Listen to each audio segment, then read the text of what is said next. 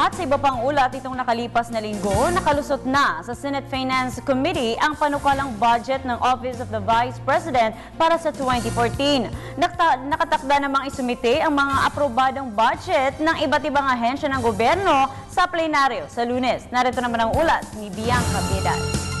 Gaya nga ng proposed budget ng Office of the President para sa susunod na taon, inaprubahan ng walang anumang kwestiyon ng Senate Finance Committee ang panukalang budget ng Opisina ng Vice Presidente para sa taong 2014 na nagkakahalaga ng 417 million pesos. Ito'y sa kabila ng desisyon ni Vice President Jejomar Binay na tanggalin na ang umano'y sarili niyang pork barrel na 200 milyong piso upang maiwasan na aniya ang mga spekulasyon at pamumulitika sa usaping ito. Office of the Vice President lang yung may ganun. So na maging conscious sila doon, na maging sila kaugnay sa opinion ng publiko at ng sambayanan kaugnay sa PDAF at pork barrel, hindi dapat binabatikos at binabati dapat yun. Ipinaabot ito ni Vice President Binay sa kinauukulan sa pamamagitan ng kanyang Chief of Staff na si Benjamin Martinez na siyang dumalo sa nasabing pagdinig. Ito umano ay napagdesisyonan ng Vice Presidente bilang tugon sa sigaw ng taong bayan laban sa pork barrel funds. Whether the Senate or the House will decide on what to do with that,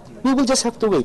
Sa ngayon, sa totoo lang, naghihintay pa rin tayo. Ano ba ang final decision talaga nila kung anong gagawin doon? Kasi hindi lang naman kami, pati lahat ng mga senador at mga congressmen ay in fact naghihintay din kung anong sasabihin nila sa kanilang mga constituent. Ang pondong 200 million pesos na naisipatanggal ni Binay ay nasa ilalim ng locally funded projects sa spending plan ng opisina nito. Nakalagay yan sa Office of the Vice President, locally funded projects, pero yung special provisions o guidelines ng pag-release nakalagay sa proposed budget ay susunod sa PDAF allocation. Kalahati nito ay mapupunta sa maintenance expenses habang ang natitirang kalahati ay dapat mapunta sa capital outlay.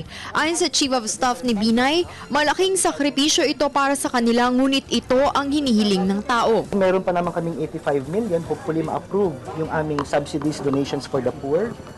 Kasi the 200 million is on our senior citizens program, yung scholarships namin, and yung ibang mga medical equipment sa pinagbibigyan. Isusumite ang naaprubahan ng budget ng iba't ibang ahensya ng gobyerno sa plenaryo para sa deliberasyon sa Lunes, bago mag-adjourn ang sesyon ng parehong kapulungan ng Kongreso sa Setyembre 28.